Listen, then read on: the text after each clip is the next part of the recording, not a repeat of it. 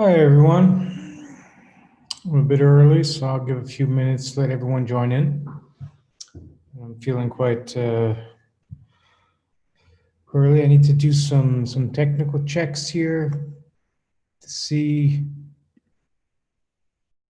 how I can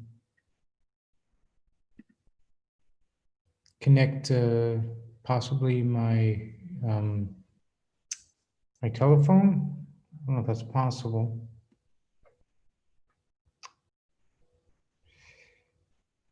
Maybe not.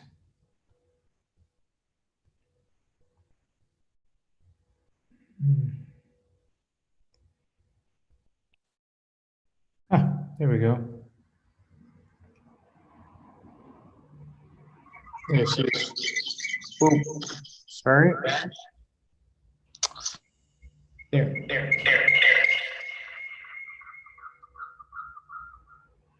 So I'm muted. Okay, I'm going to cancel this. So where are we? Oh, here we are. Okay. And let me see if I can put my camera around here.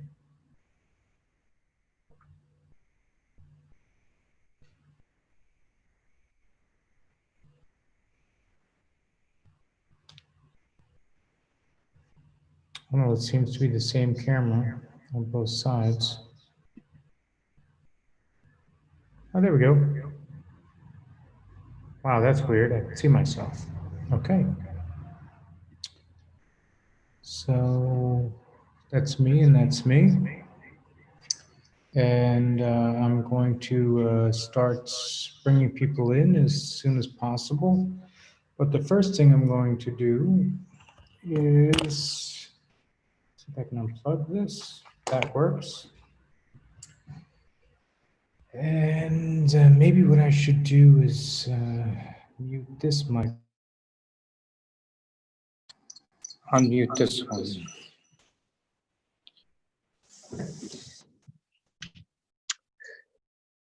So this is my gallery.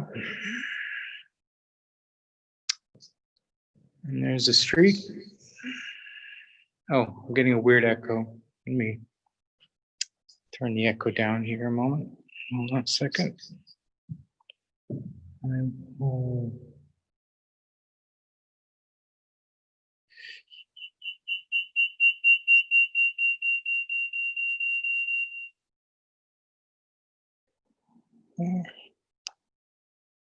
I'll turn up the volume here. Okay. So what I can do is do that. Okay, so this is kind of bizarre. I can see myself, and I can't see other people here, so I'm going to have to keep this rolling as I can. There's James. James, how goes it? Let me bring you in to the conversation.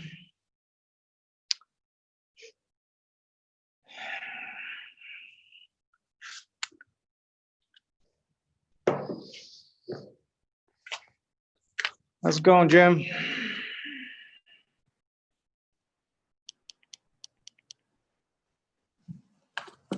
I can't hear you. I'm not sure if it has to do with this. It was me. Oh, it was you. Okay. So it's just you and me? Right now, there may be other people coming in. I have to kind of juggling between different devices. There's Bill. And I'll just have to keep coming back here to see who else is joining. It's a bit challenging to be at 3 different places at once. I have my trusted price list. So let me walk you through the show.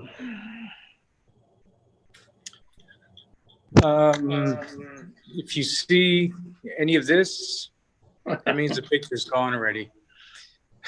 Hey, Bill. Hi Good there. to see you.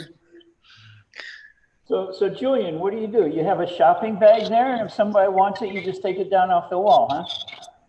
Well, with this show, we decided to do that because it's been up for like almost half a year because of the Corona situation. It went up in February, and then we just left it on the wall because then everything locked down. And then after that, we figured, why should we take this great show down in a time when it's going to be super few people going out anyway? Yeah. And it's given a lot of people a good chance to come in and look, which has been nice. I've had some great conversations, and I've sold some pictures, as you can see. Mm-hmm. So this is Ed van der Elsken. Trying to see if there's not a really good way to, like, the eye kind of interpolates reflections really well. The camera doesn't. You know this. Yeah. That has a few condition problems. Oh, well, no, those are historical additions to the condition. Ed ripped that out of a book for my father. That's why that looks like that. And this is one of those where the story is part of the object itself. So it's less about the perfect object, and it's more about the story of the object.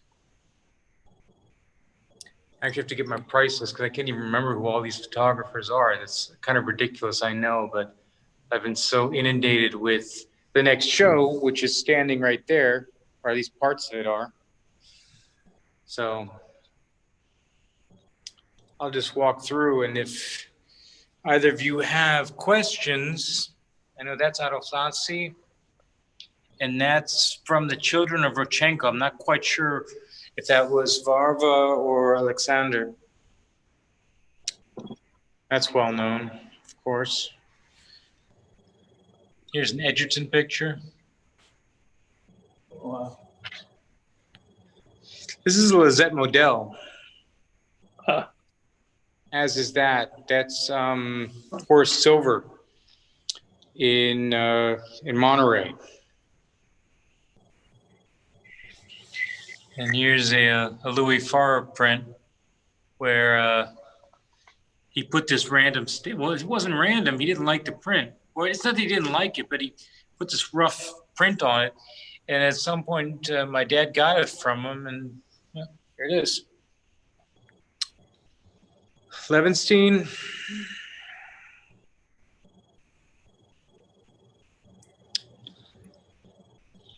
I'm not sure who did that. This is one of my dad's jokes. I'll give you a chance to read that.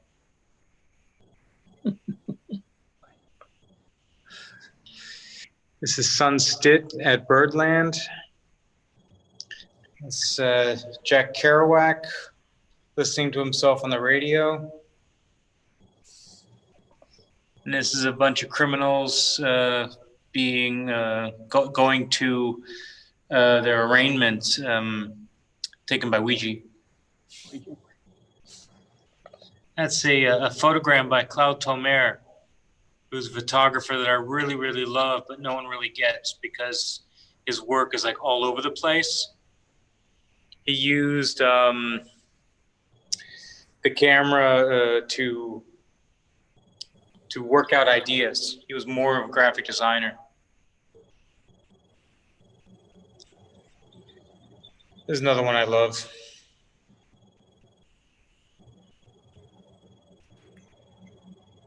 It's another Edgerton. And I see someone has joined us again, so I'm going to run over to my computer and bring Natalie in case Natalie has questions, wants to say anything. All right, so continue.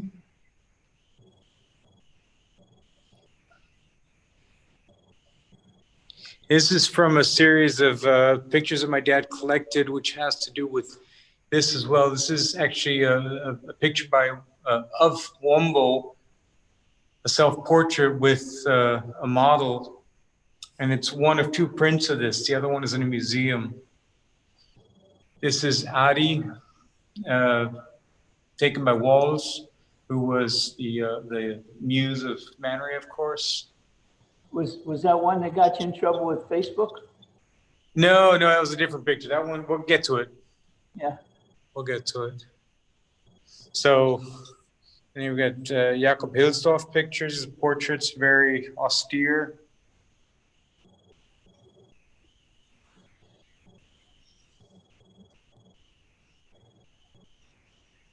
And here we have another Ouija, wartime stuff.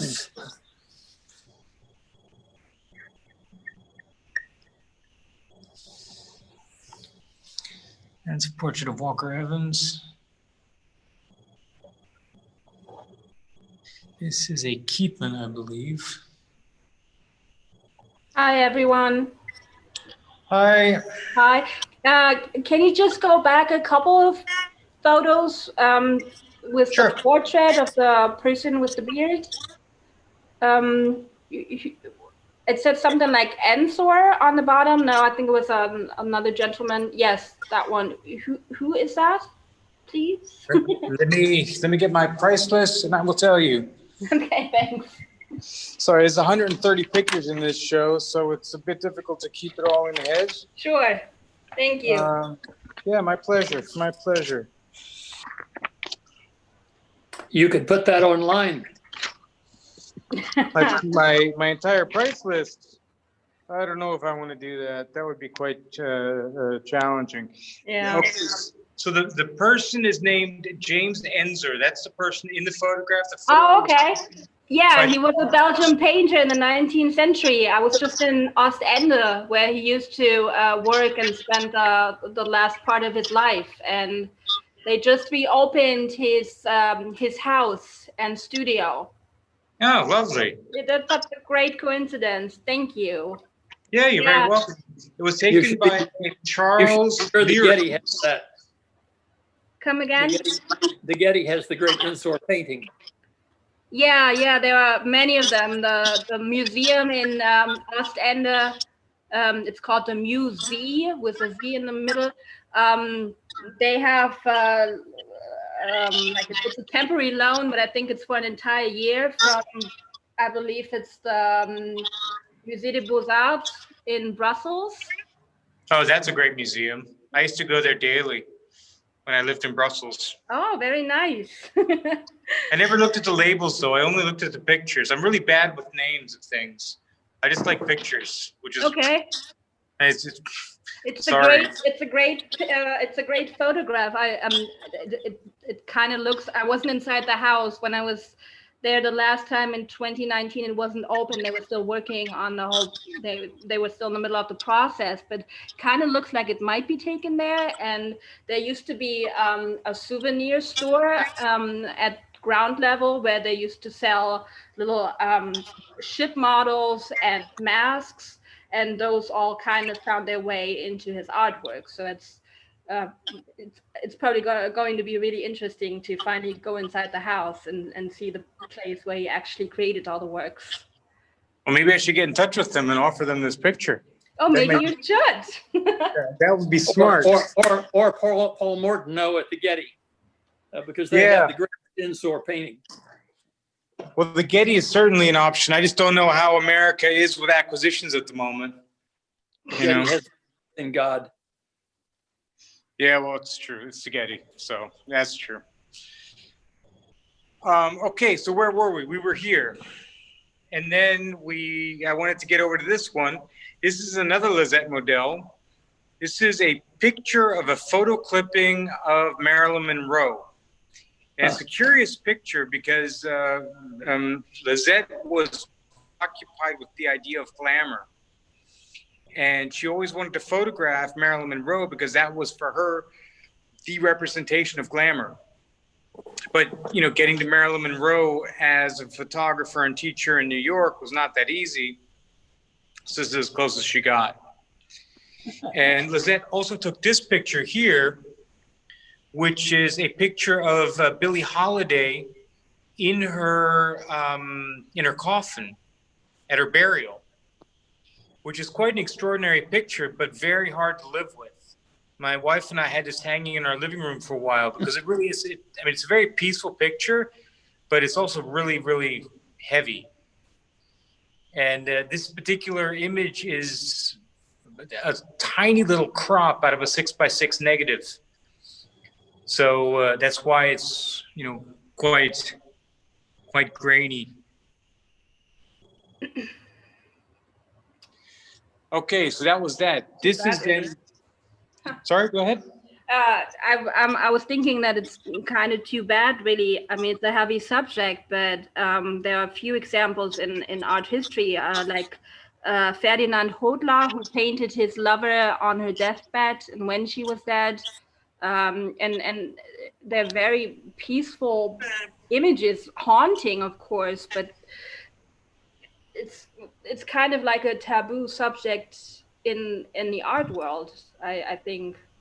Well, I think a lot of artists have dealt with it, but people don't like to live with pictures of dead people. That's kind of in modern times, we're very much involved in a world which has to do with eternal youth. And So you mean with pictures of death? Because I mean, most of what you have on your wall is dead people. Oh, right. Oh, sorry. Yeah, you're right. You're right. I should refine that. Pictures that clearly show the process of dying or of being dead, okay. I think would be a more accurate way to say it. Right. Because of course, I mean, Michael Summeroff did a project, Absence of Subject, which had to do with the fact that he saw an August Sander exhibition and he realized that he was having a conversation intellectually with these people in these pictures, but none of them existed anymore.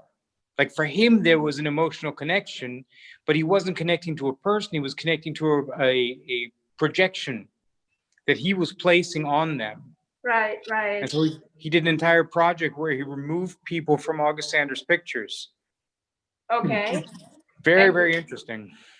And what is your standpoint or your perception about the issue of senior citizens or older people, or the motif of old age in the art world? I believe that's also more or less a taboo. Oh, I think it should be back completely. I mean, it's like, think we've gotten kind of delusioned into the idea that youth is the optimum state of human being. Right. And I think there is no optimum state because we're never in a singular state. We're in a continual flux of development throughout our lives, and at some point that development ends when we die, or it changes dramatically, at least dramatically enough that nobody who's not dead can join in with that development. And I think the idea that we're denying that is foolish, to put it mildly. Yeah. But this is me, one gallerist in Germany, standing on my soapbox saying that I don't know if it's going to be that easy to do so. I saw these lovely portraits of Helen Mirren, who is, I think, 70 now, the actress. Yeah. A beautiful woman, 70 years old. Yeah. And extraordinary. Now, of course, that's an allusion to youth because she's so beautiful that it's imaginable to understand that you could envision her in the pictures of her as being 30 or 20, right, or even 15, because she's just taking very good care of herself. Yeah, it's Jennifer Lopez at 50. Yeah. But it's yeah. we have to take small steps. The first thing is to understand that somebody at 70 can look like that and can represent that, and that opens the door to the idea that people who are old are neither better nor worse than people who are young. They are at a different stage in their life. Right. And the entire conversation around how people we can't assume that everybody who gets old becomes wiser, because we know that there's mountains of people who just become more rigid in their ideas to the point where they become unteachable. True. And I don't know if that's wisdom, because if somebody can no longer learn, then for me, that person has basically stopped participating. So, Yeah, that's a good point. Yes. we could have a huge, long conversation about that, which, I'm happy to do, but I don't know if today is the right day to do it. No. I didn't want to start a huge conversation. I just had very recently had a conversation with an artist. She's self-taught, but she has these amazingly incredible portraits of her parents when they were in the final years of their life, and they are arranged so beautifully with this like great skin that she paints, and there's a true beauty to it, and it's difficult for her to find a platform because it deals with old age as a subject. But there's just beautiful, like it doesn't really matter that much what the subject is. It's just gorgeous painting, but she doesn't really get the opportunity to show them because it's a subject that's kind of well, taboo, really. So yeah, but thank you for your point. So yeah, I think, one of the things that happens with subjects of this nature is that they come and go with societal shifts. Society that's focused on youth will be more attracted to pictures of youth.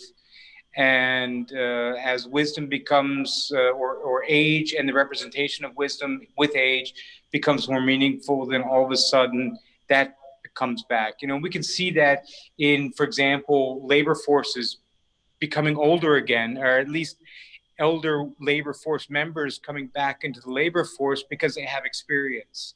So, I think it's a cyclical thing. And right now we're very much in this kind of banal, bubblegum youth, be buff and hang out at the beach kind of phase of humanity. So would you imagine there's going to be a shift? Yeah, there always has been. And there will be. We've never been this old. When has the planet ever been this old, right? Well, I've never been this old. Right, no, but I mean, as a society, one of the big things, like everyone says, oh, the world's going to be completely overpopulated. I don't think that's possible. Right. Because it's a pretty big planet, and our healthcare has made sure that we've lived longer and longer and longer. How many centennials are out there? There's enough of them that you can't count them on two hands. That's a big deal. Yeah. So I think that kind of thing, and as the entire population grows older, what is, you're hearing now 30 is the new 20, and now 40 is the new 20, or 40 is the new 30, or whatever. That entire idea that people are realizing that everybody gets older. That's just kind of the thing that happens. So anyways, but we're jumping into that conversation. I'm just going to cut it off and be rude. All right. Not to you, but... I'm going to mute my microphone. All right, so here, these are two pictures by Schargesheimer. That's August Sander. And that's a picture taken in the Ruhrgebiet. It's just a worker. And I put them together because I thought that was fun. This is the August Sander grouping on the wall. That's August in his carnival garb.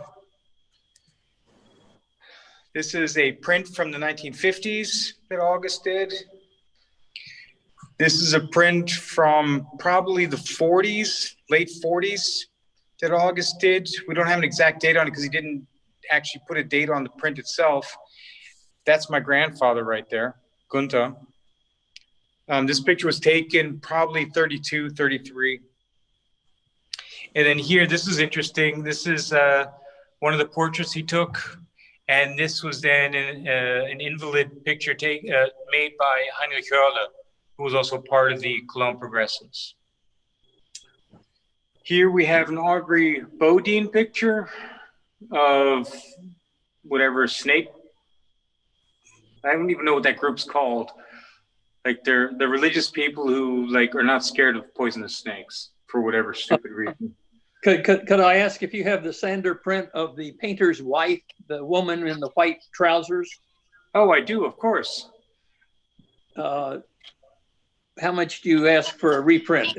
Or if that's confidential, send me an email. I'll be happy to send you an email. Send me, oh no, I have your email address in the list for the registration.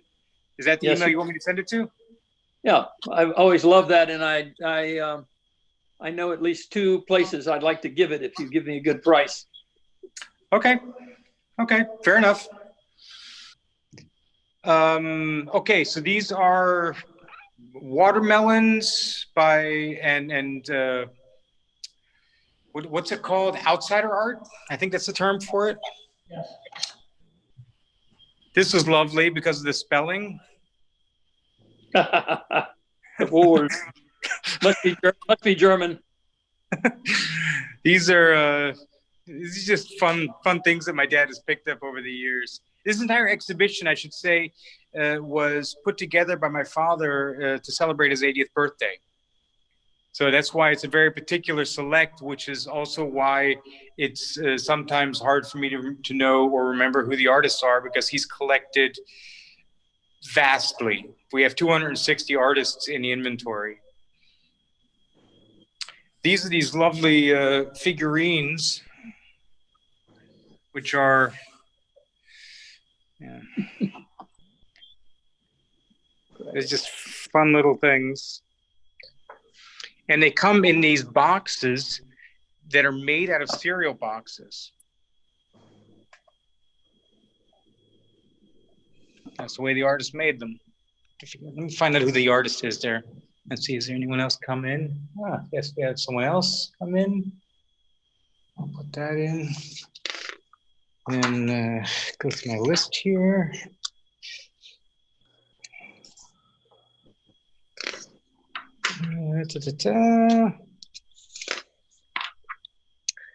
Robert Schroeder is his name. An American artist, but his name, because it's spelled with O-E. Schroeder is the artist for these.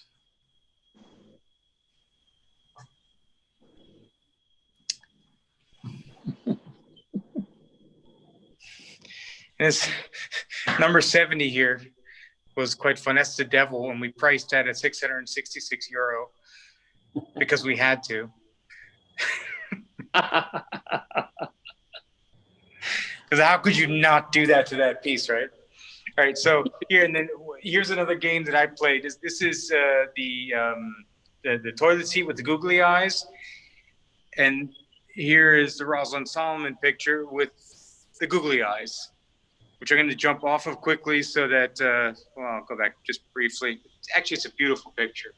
Let me do this so that I don't get in trouble with Facebook for broadcasting nudity or something like that. Beautiful picture. Rosalind's a really incredible photographer. I had an opportunity to look through some of her early work, and quite extraordinary. All right, so we'll go down here to these. Otto Steinert.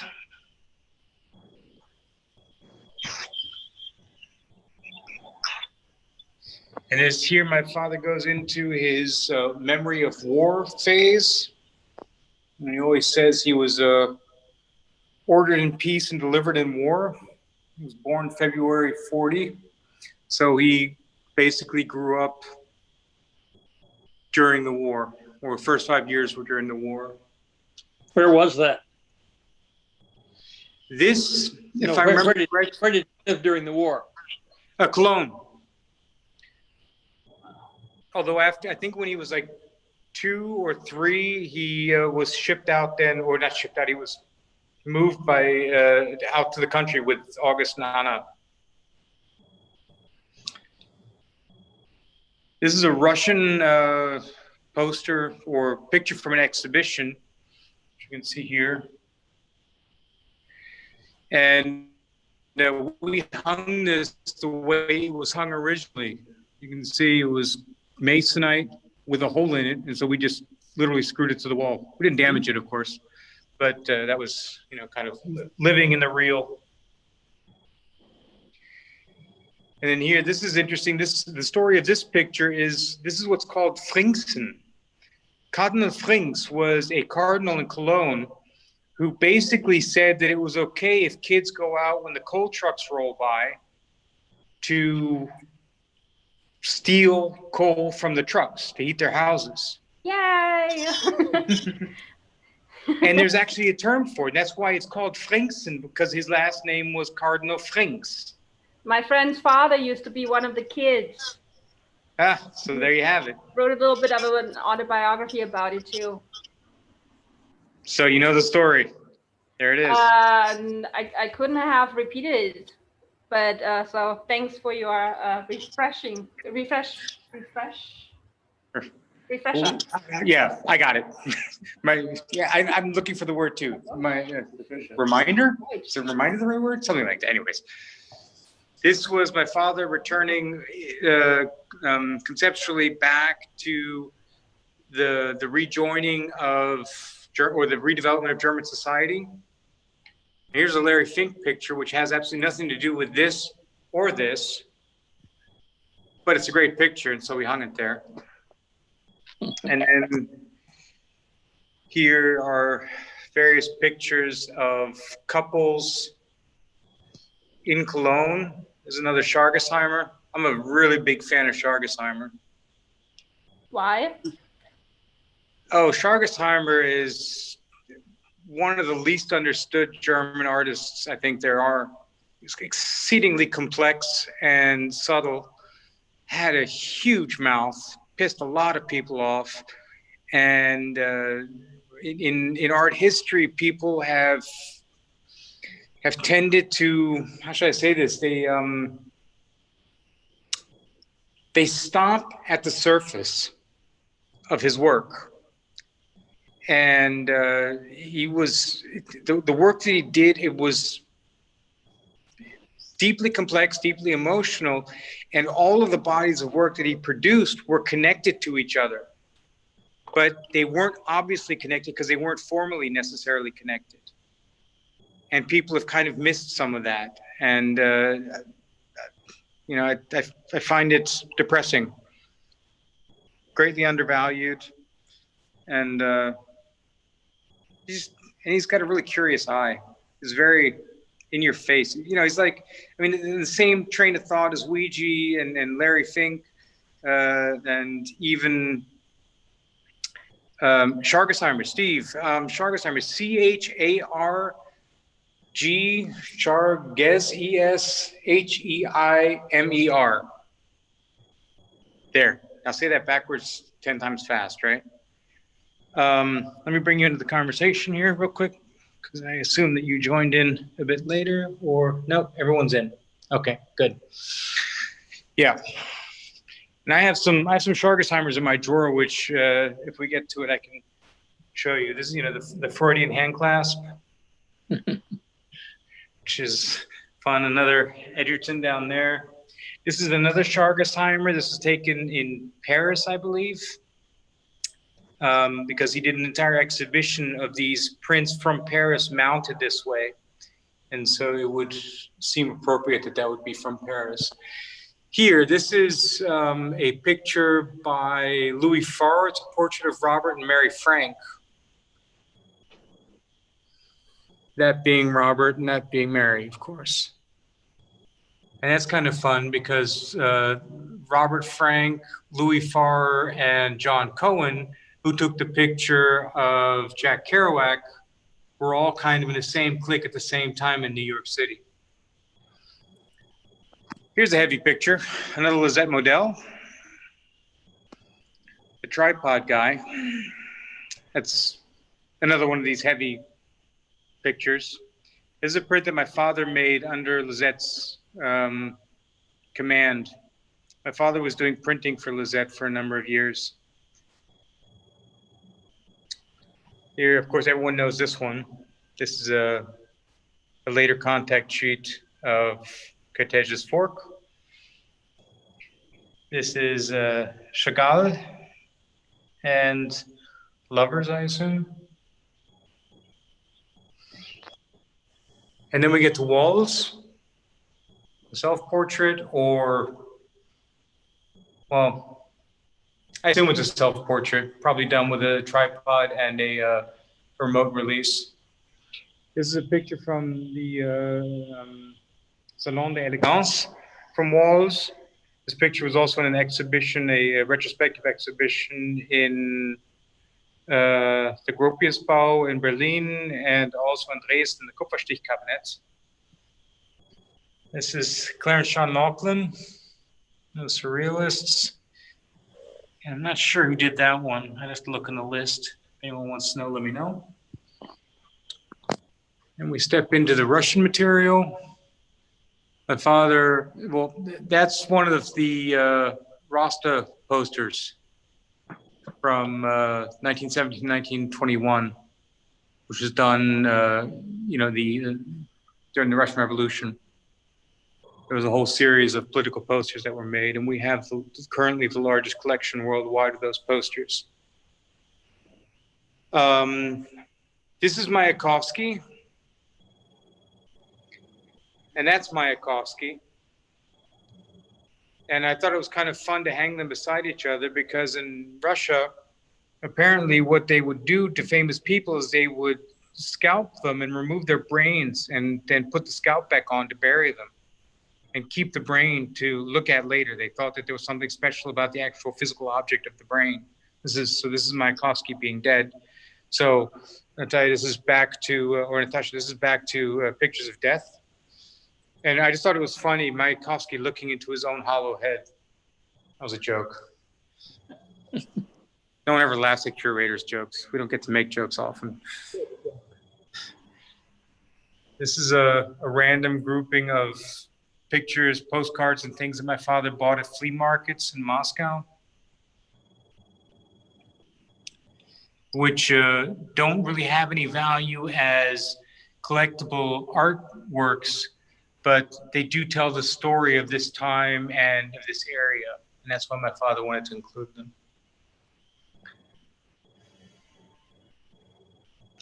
And then from there, we move over to Marcel Broteas and Marie Pac. That's Marie Pac, his daughter, and that's Marcel.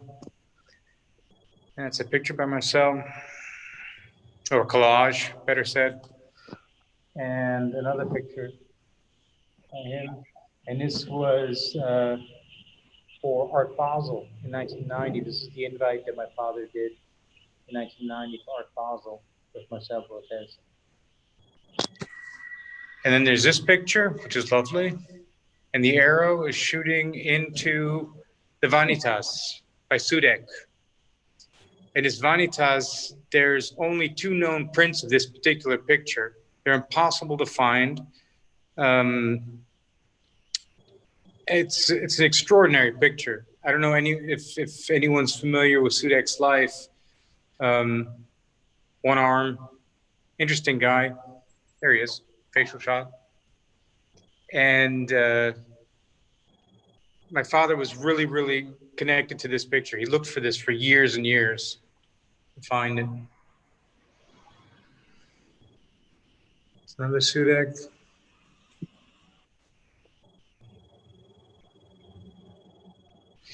And this is by a guy named Mose Allison. God, that's the singer. What's this guy's name? Oh, God, this is killing me. Me and my name memory. It's the worst. Well, seriously, but I forgot my own birthday before too. So, you know, I have that at least. In my case, that's on purpose.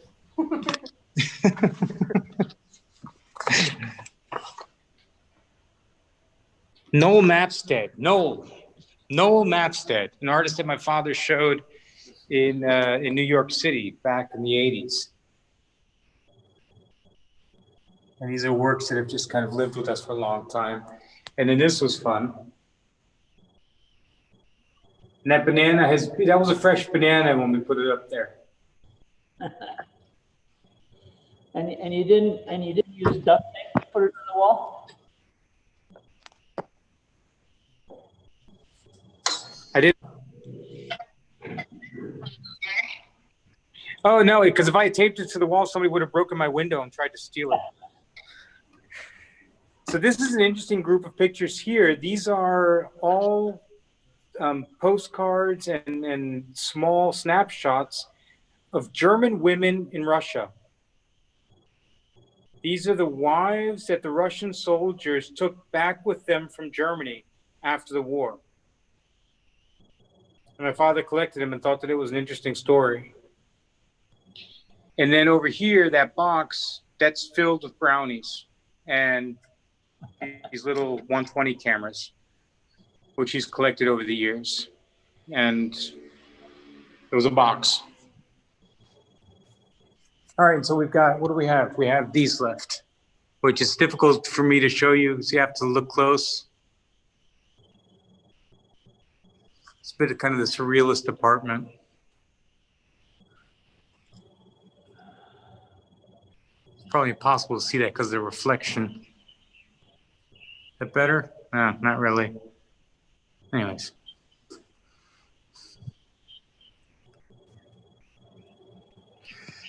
Yeah, so that was the show. Anything else that I missed? Something? Sure. Can you tell me a little bit about the way you arranged the photographs, the hanging on the wall? Yes, I'd love to.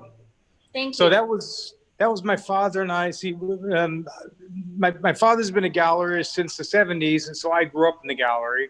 And so I've been doing this my entire life, and he's been doing this for most of his.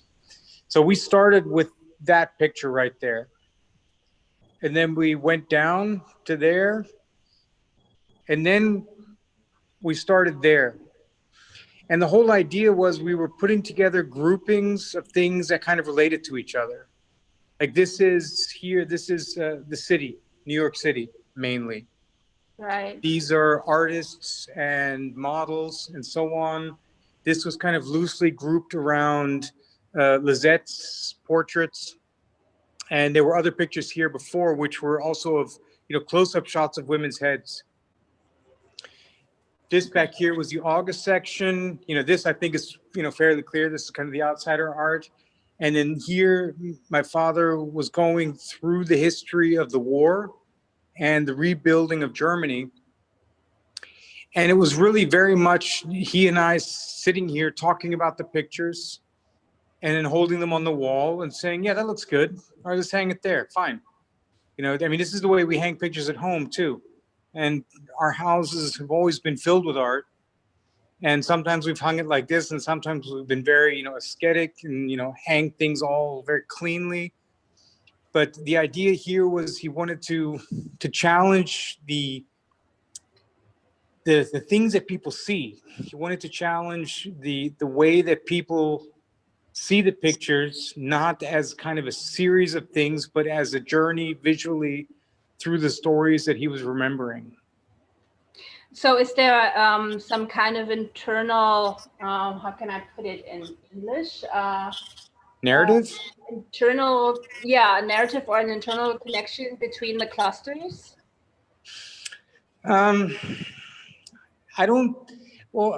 The only real connection I can see is my father having collected them. It's not sequential or anything of that nature. It's different aspects of things that he's been interested in.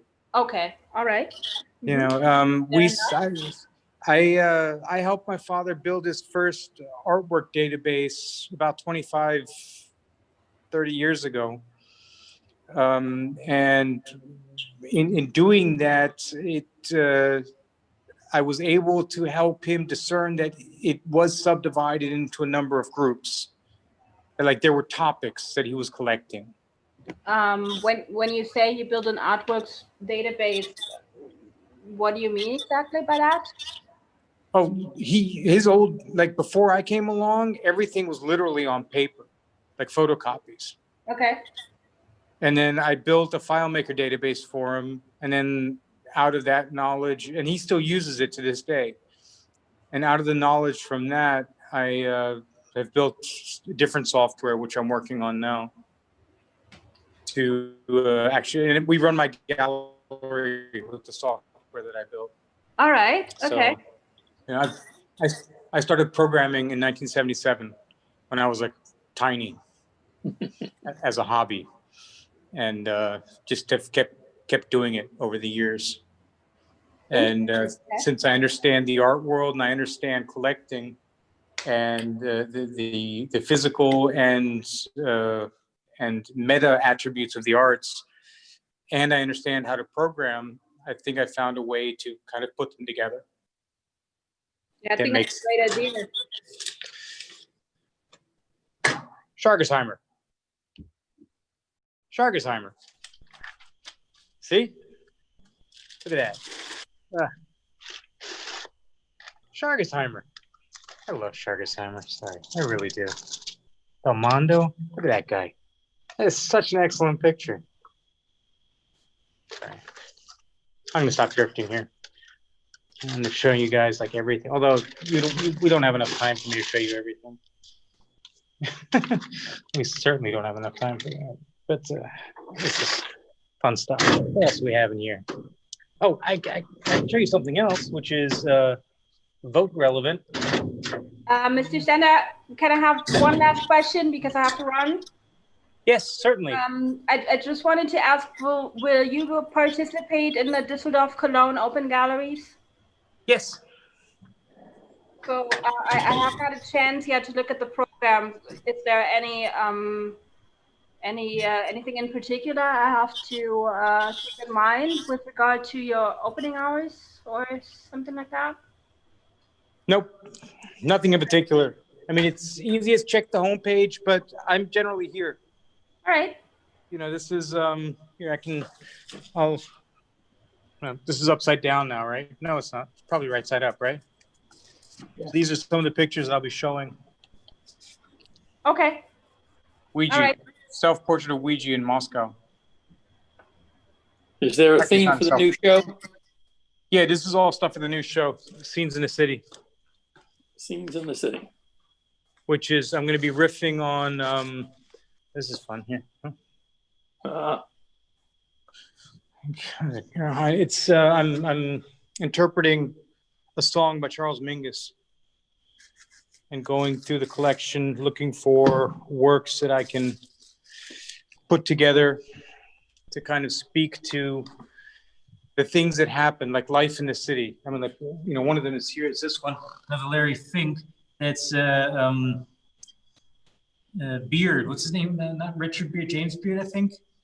The guy whose prices went way through the ceiling, and then I think he passed away recently. So that's him at Studio 57 in New York. And then, you know, things like this. You know, people celebrating in the street, celebrating America. Immigrants celebrating America. That looks like a Ouija. That is a Ouija. And then we have a cranky old woman by Lisette Modell again. So, love that. And then here we've got something by Harold Piffard, which is 19th century. When was this taken exactly? These are taken for, you know, studies for paintings. Yeah, so that's going to be the show in which I'm going to be putting up starting next week. And this is just kind of the first stack to figure out how we're actually going to put the pictures on the wall, because it's going to be a lot of pictures and I need to kind of get it curated properly before I repaint.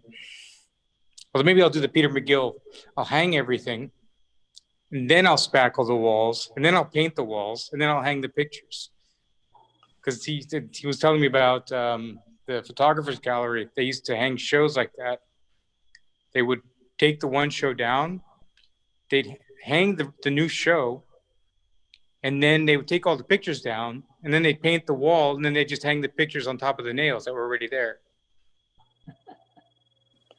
I really enjoyed this format. I hope you'll do this for the new show. I absolutely plan to. And Bill, I'll be sending you an email with some info about Frau Abelen. There's a number of options there, so I'll lay out all the options for you, and then you can decide if and which of those options you'd like to step into. Thank you. Great. Well, great having everybody here. If there's any other questions, please feel free to speak up.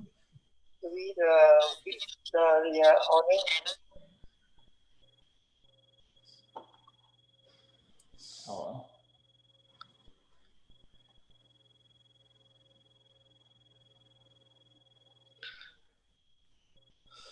And remember, it is 10% off today.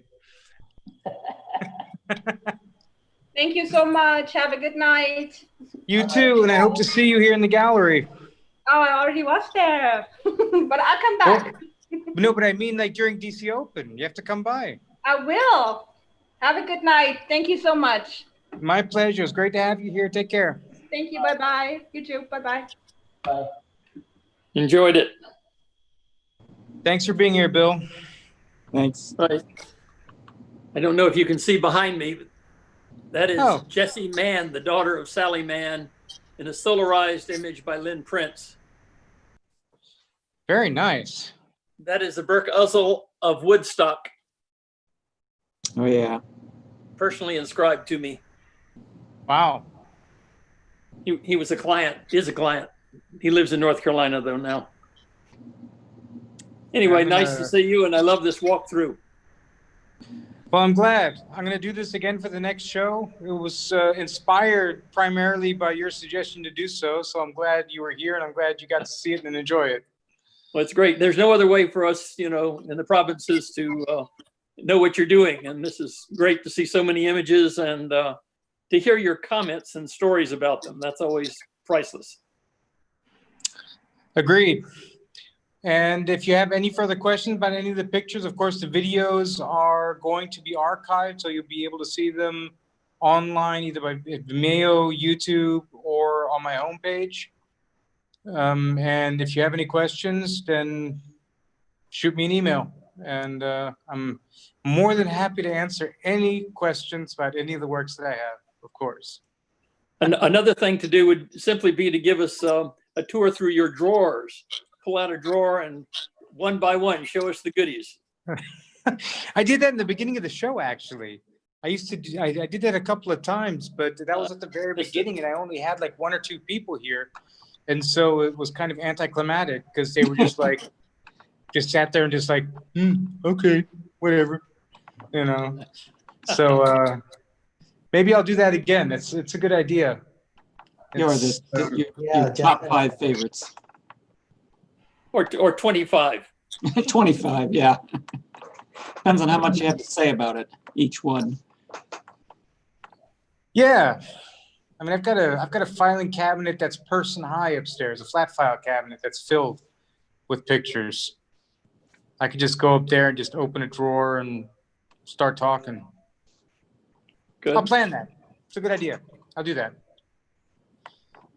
And for now, I'll say thank you all for joining me and have a great evening. Be safe. And I'll see everyone next week with hopefully a preview of the show before the DC Open, because I think should be either next week or in 2 weeks is the DC Open. And so you'll get a chance to have a look before anyone else. Is the DC Open in Cologne? Yeah, that's Cologne Düsseldorf Open. It's kind of a a bunch of galleries in the area have their galleries open for 3 days with special events and artist talks and of course new shows. And you know, it works well. You know, people enjoy it, and well, we're hoping they're going to enjoy it this year. You know, all things considered. But in the past, it's been a very successful event to kind of get the fall season started and to get everyone on the same page as to, you know, what's out there. Great. So. Thank you.